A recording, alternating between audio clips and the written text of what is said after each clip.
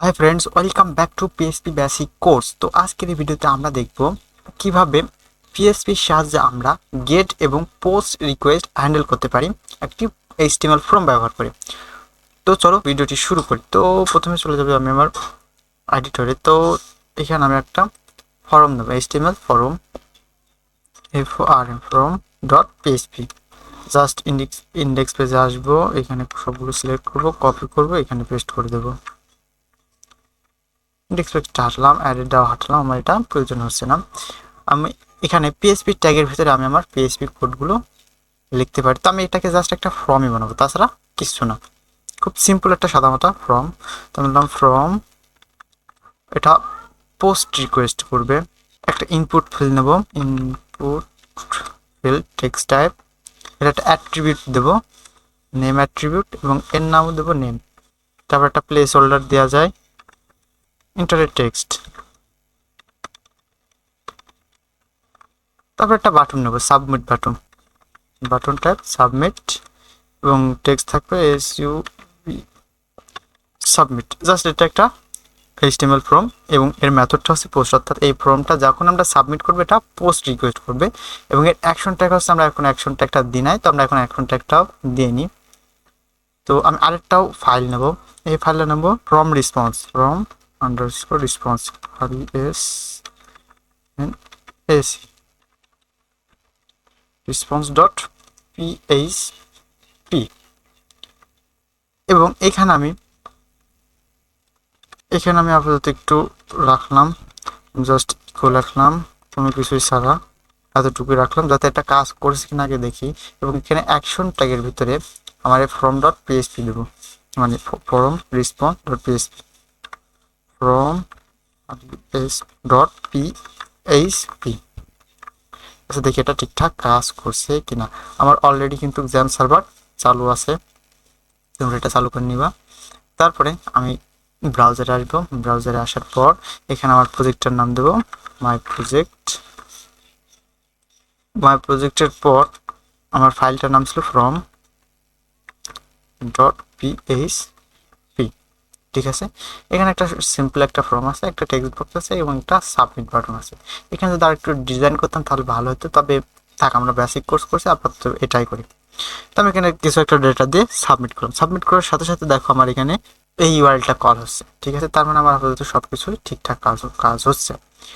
আচ্ছা, আমরা চাই যখনই এটা রেসপন্স হোক, এটা রেসপন্স হওয়ার সময় যদি কোনো প্রকার ডেটা থেকে থাকে, মানে আমার যে পোস্ট রিকোয়েস্ট হচ্ছে বা ফর্মের ভিতরে যে আমরা টেক্সটটা দিলাম, এটা যে পোস্ট রিকোয়েস্ট হচ্ছে, এটা আমরা এই ফাইলে সেটা অ্যাকসেপ্ট করব, এবং কি এটাকে আবার রেন্ডার করাবো। তো আমি এখন শর্ত দেবো, ইফ, আগে তো চেক করবো যে আসলে আমাদের যে রিকোয়েস্টটা করেছে এটা কোন মেথড, এটা কি গেট মেথড নাকি পোস্ট মেথড। তারপর আমরা লিখবো $আন্ডারস্কোর সার্ভার, এটা হচ্ছে সুপার গ্লোবাল ভেরিয়েবল, আমরা যেখানে খুশি সেখানে আমাদের স্ক্রিপ্টে ব্যবহার করতে পারি। এরপর তারপর কিওয়ার্ড দেবো রিকোয়েস্ট মেথড, রিকোয়েস্ট মেথড আমরা ইকুয়াল করব পোস্ট। যদি রিকোয়েস্ট মেথডটা পোস্ট হয় তখনই এই কোডগুলো এক্সিকিউশন হবে। তো আমরা সর্বপ্রথম গেট করব আমার নেম টাইপকে, একটা ভেরিয়েবল নিলাম, এবং আমরা আরও একটা সুপার গ্লোবাল ভেরিয়েবল ইউজ করব, সেটা হলো পোস্ট, কারণ আমার মেথডটা কি পোস্ট। এবং সুপার গ্লোবাল ভেরিয়েবল এবং এর কিওয়ার্ড দেব, আমার যে প্যারামিটারটা ছিল তার নাম ছিল নেম। ঠিক আছে, এবার শর্ত দেব ইফ, সেমিকোলন লাগবে, if not MT name,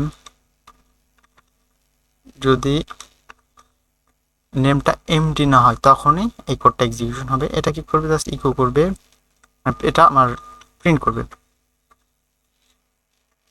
eco name is semicolon. ঠিক আছে, আচ্ছা, আবার ফের আমরা এবার ব্রাউজারে আসবো, ব্রাউজারে আসার পর আগের পেজে যদি আমরা এখন রিফ্রেশ করব, রিফ্রেশ করার পরে একটা নাম দিই, সাপোজ মিস্টার মৌসুমী দিলাম। তারপর যদি সাবমিট করি, আমার রেসপন্স ফর্মে আসি, আমার রেসপন্স এই পেজে এসে দেখবো মাই নেম নাকি নেম ইজ মিস্টার মৌসুমী, আমার কি রেসপন্স করেছেন। আমার কি ডেটাটি এসেছে। দেখো এখানে কি হয়েছে, আমি পুরো প্রসেসটা একটু ভালো করে বোঝাই। দেখো আমার একটা ফাইল, সিম্পল একটা ফাইল ছিল from ডট পিএসপি, এখানে একটা সিম্পল ফাইল। এই ফাইলটা যদি আমরা সাবমিট করি তো একটা পোস্ট রিকোয়েস্ট করবে, আমার ব্রাউজার থেকে একটা পোস্ট রিকোয়েস্ট করবে, এবং সেই রিকোয়েস্টে নেম একটা প্যারামিটার, এই প্যারামিটারের ভিতরে যে টেক্সটটা দিয়েছিলাম সেই টেক্সটটা আছে।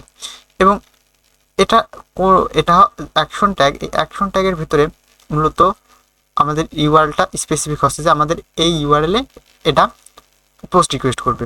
তো যখন পোস্ট রিকোয়েস্ট আসছে ফ্রম ডট রেসপন্স, আমার এই ফ্রম ডট রেসপন্সটা তখন সেটা হ্যান্ডেল করছে কীভাবে।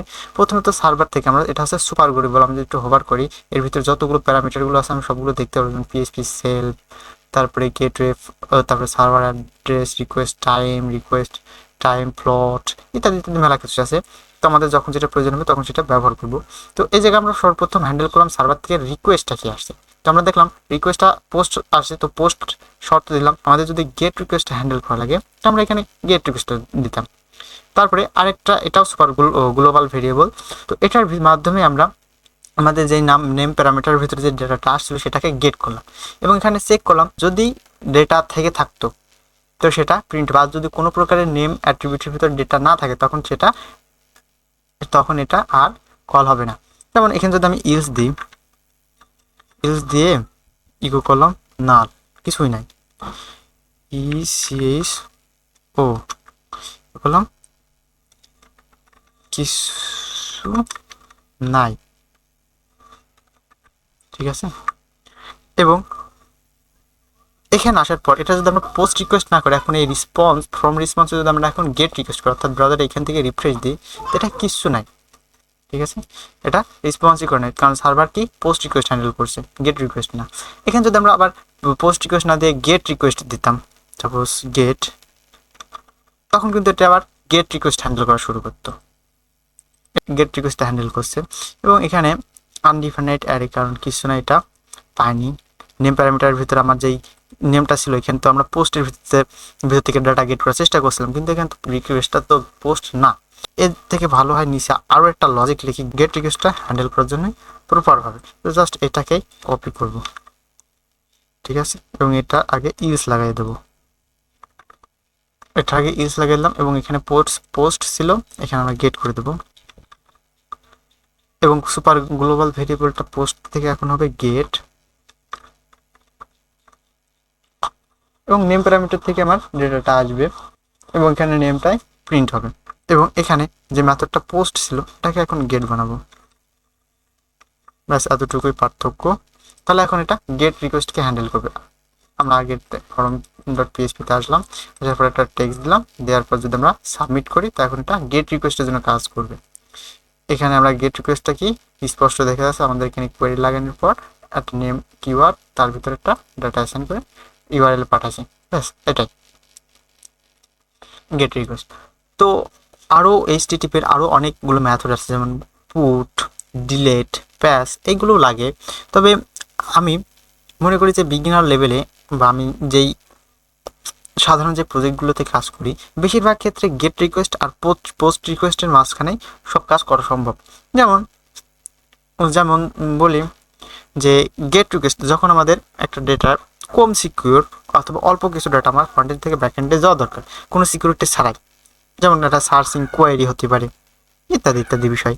তো এইগুলোর ক্ষেত্রে আমরা কী করি, গেট রিকোয়েস্ট ব্যবহার করি, এগুলো কোনো সিকিউরিটি লাগে না। আর যখন একটা বড় ফাইল বা সেন্সিটিভ একটা ফাইল, যেমন ইউজার নেম পাসওয়ার্ড, এগুলো আমরা যখন রিকোয়েস্ট করি তখন একটা পোস্ট রিকোয়েস্ট করি, কারণ এটা সিকিউর হয়, ঠিক আছে। তো আমরা এই ভিডিওতে দেখলাম কিভাবে গেট রিকোয়েস্ট এবং পোস্ট রিকোয়েস্ট আমরা পিএইচপির মাধ্যমে হ্যান্ডেল করতে পারি। তো পরবর্তী ভিডিও দেখার জন্য আমন্ত্রণ রইল। সুস্থ থাকবেন, ভালো থাকবেন, এবং ভিডিওগুলো ভালো লাগলে একটা সাবস্ক্রাইব অবশ্যই করেন। আল্লাহ হাফেজ।